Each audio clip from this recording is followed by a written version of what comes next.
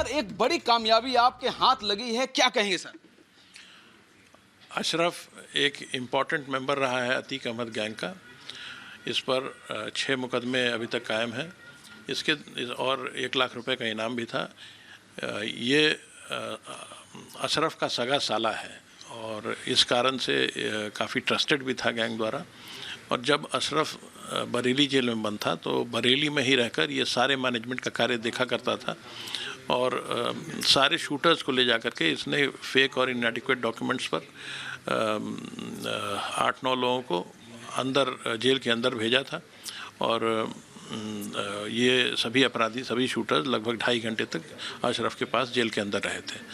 और इससे ये प्रमाणित हुआ कि अशरफ इस पूरे घटनाक्रम में या पूरे कॉन्स्पिरेसी में शामिल था और सद्दाम को भी इस पूरे घटनाक्रम की जानकारी अवश्य रही होगी, क्योंकि ये सभी शूटर्स को जानता था। हमें उम्मीद है कि अशरफ से जो इंट्रोगेशन, इस सद्दाम से जो इंट्रोगेशन होगा, इससे काफ़ी इम्पोर्टेंट जानकारियाँ मिलेंगी और उस पर हम आगे कुछ। सर इतना लंबा समय कैसे लग गया? चूंकि इतनी अहम कड़ी इसके थी, इसके पास इतनी जानकारी थी, सक्रिय सदस्य था, 1 लाख रुपए का इनाम था और कई गंभीर धाराओं में मुकदमा भी दर्ज था इसके ऊपर। ये इन गैंग्स के पास बहुत ही रिसोर्स के मामले में बहुत ही रिच है, तो इनके पास छिपने के ठिकानों की भी कोई कमी नहीं है। ये लगातार अपने ठिकाने बदलता भी रहता था। कई बार एसटीएफ को जानकारी प्राप्त भी होती थी, लेकिन जब तक एसटीएफ पहुंचती थी तब तक कोई जानकारी पुरानी हो चुकी होती थी। साउथ इंडिया में भी इसे कई बार ट्रैक किया गया। हमारी टीम्स वहाँ साउथ इंडिया में कई शहरों में स्टेशन रहीं इसके लिए, लेकिन इसको मिस कर गई थी। और कल रात्रि में फाइनली हमें सफलता मिली है और इसको गिरफ्तार करने में कामयाबी मिले। अभी इसका इंट्रोगेशन हो रहा है। इंट्रोगेशन के बाद जो जानकारी मिलेगी उस पर हम और आगे एक्शन करेंगे। सूचना है सर कि ये विदेश भी गया था इस दौरान? ऐसी जानकारी हम लोगों को मिली थी, लेकिन अभी उसको वेरीफाई करना बाकी है। सर ये खुद सद्दाम की जो बहन है, यानी कि अशरफ की जो वाइफ है, और अतीक अहमद की जो वाइफ है, कहीं न कहीं उनको संरक्षण देने में इसकी बहुत बड़ी भूमिका थी। कहा जा रहा था कि इसने कहीं न कहीं उनको शरण दिया हुआ है। इंट्रोगेशन के बाद ये इसकी जानकारी हो पाएगी। सर ये अगर हम ये जो हत्याकांड हुआ है, उमेश पाल जो हत्याकांड है, उसमें इसका किस तरह से इन्वॉल्वमेंट रहा है सर? मैंने आपको पूर्व में ही बताया कि सभी शूटर्स को इसने अशरफ को से मिलवाया था और वहाँ ये पूरा मैनेजमेंट बरेली का यही देखा करता था जेल के बाहर रहकर।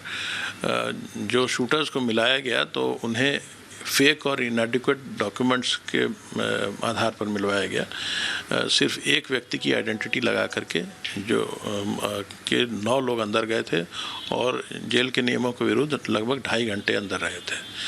तो और साथ ही ये बरेली में रहकर अपने संपर्कों के माध्यम से ज़मीन का लंबा चौड़ा काम भी कर रहा था और अशरफ के प्रभाव का इस्तेमाल वहाँ करके इस प्रॉफिटेबल धंधे में पूर्व में गुड्डू मुस्लिम से भी इसका कुछ संबंध रहा है? हाँ, गुड्डू मुस्लिम को भी ये जानता है और जितने भी शूटर्स थे वो सभी इसके साथ ही गए थे बरेली जेल में। तो इसका सीधा मतलब है कि ये सभी शूटर्स को जानता है और इन एनी केस ये गैंग का बहुत ही ट्रस्टेड और इम्पॉर्टेंट मेंबर रहा है, क्योंकि ये अशरफ का सगा साला था।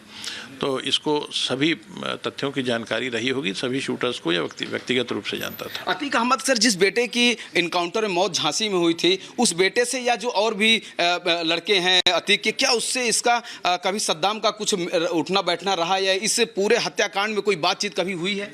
मैंने आपको पहले ही बताया कि गैंग का बहुत ही ट्रस्टेड और इम्पॉर्टेंट मेंबर रहा है। तो ये तो गैंग का परिवार का, गैंग का सदस्य था और सभी शूटर्स को ये लेकर के बरेली जेल गया था। तो इसको सभी से जान पहचान थी, हर शूटर को ये व्यक्तिगत रूप से जानता था। सर इस गैंग का ये इतना सक्रिय और खतरनाक सदस्य था, 1 लाख का इनामिया था, लेकिन जब ये बरामद हुआ, आप लोगों ने बताया कि जैसे कि 2 मोबाइल, एक सैमसंग, एक एप्पो और एक कार, लेकिन कोई असलहा नहीं बरामद हुआ, कोई पिस्टल वगैरह उसने सुरक्षा के लिए अपने पास नहीं रखी थी? जब गिरफ्तारी हुई तब तो नहीं थी, तो लेकिन उम्मीद है कि जब इससे इंट्रोगेशन होगा तो कुछ जानकारियां मिलेंगी। इस गैंग के काफ़ी असलहे एसटीएफ द्वारा बरामद किए जा चुके हैं और जो जानकारियां प्राप्त होंगी उस पर कार्रवाई की जाएगी। सर ये लोकेशन के साथ साथ मोबाइल फ़ोन और सिम वगैरह भी चेंज करता था? चुनौती रही आप लोगों के लिए? जी हाँ, ये काफ़ी चुनौतीपूर्ण था, लगातार अपने लोकेशंस को चेंज करता था और इस कारण से इसको पकड़ने में काफ़ी समय लगा।